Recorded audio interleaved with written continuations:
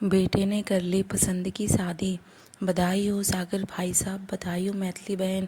एक ही तो बेटा था आप दोनों का, उसने आप दोनों को बिना बताए 6 महीने पहले शादी कर ली। पड़ोसन शीला ने कहा, तो क्या हुआ बहन जी, शादी बिना बताए किया, पर बहू को तो घर लेकर आया ना। हम दोनों पति पत्नी ढूंढते भी तो इतनी संस्कारी और व्यवहारिक बहू नहीं ढूंढ पाते। सागर का जवाब सुनकर पड़ोसन शीला अपना मुंह बंद कर चुपचाप चली गई। मैथिली ने गुस्से में बुनबुनाते हुए कहा, यह शीला पड़ोसन कम है और दुश्मन ज़्यादा है। यह बधाई देने थोड़ी ना आई थी, यह तो मेरे जले पर नमक छिड़कने आई थी। मैथिली बुनबुनाते हुए रसोई में पहुंची। वहां देखा तो काव्या कुछ बना रही है। मैंने तुम्हें कई बार मना किया है कि रसोई में मत आया करो जब मैं रहा करूं। मैथिली ने अपनी बहू काव्या से कहा।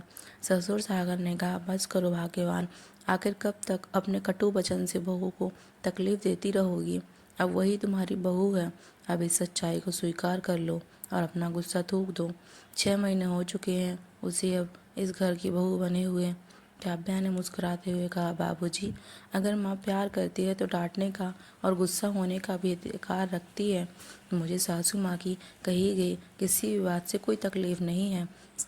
सागर ने ना जाने अपनी बहू काव्या को क्या इशारा किया और काव्या ने अपनी सासू माँ के गले से लिपट कर कहा, माँ जी, अब मैं इस घर की बहू पत्नी भाभी जैसे रिश्तों से जुड़ गई हूँ और जितने सारे रिश्ते इतनी सारी जिम्मेदारियाँ, ना ही मुझे इन रिश्तों की समझ है और ना ही इन जिम्मेदारियों को निभाने का तरीका।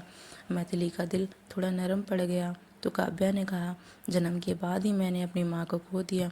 बचपन से ही हॉस्टल में रही हूँ, वहीं पली बड़ी हुई हूँ। वहीं मैंने और आपके बेटे ने एक दूसरे को पसंद कर लिया और एक दूसरे को अपना जीवन साथी बनाने का फैसला कर लिया। आपका बेटा जब तक आपको अपना फैसला सुनाता या आपकी मर्जी जानने की कोशिश करता, मेरे पापा को हार्ट अटैक आ गया और उनकी आखिरी ख्वाहिश को पूरा करने के लिए हम दोनों ने जल्दबाजी में बिना आपकी रजामंदी के शादी कर ली।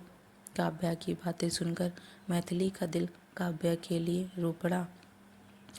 मैथिली अपने हाथों को सहारा देकर काव्या को अपने गले से लगाए रखा और कहा, मुझे माफ़ कर दे बहू, मेरी तरह हर माता पिता की ख्वाहिश होती है कि वह अपनी जीते जी अपनी बेटी का कन्यादान करे।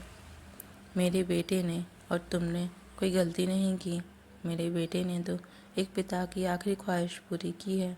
ससुर सागर ने कहा, देखा भाग्यवान, मैं कहता था ना कि बहू अपनी पसंद की हो या बेटे की पसंद की। सास बहू का रिश्ता तो बहू के व्यवहार और संस्कार से मजबूत बनता है। मैथिली ने कहा, हाँ जी, मेरी बहू व्यवहार और संस्कार दोनों से ही परिपूर्ण है।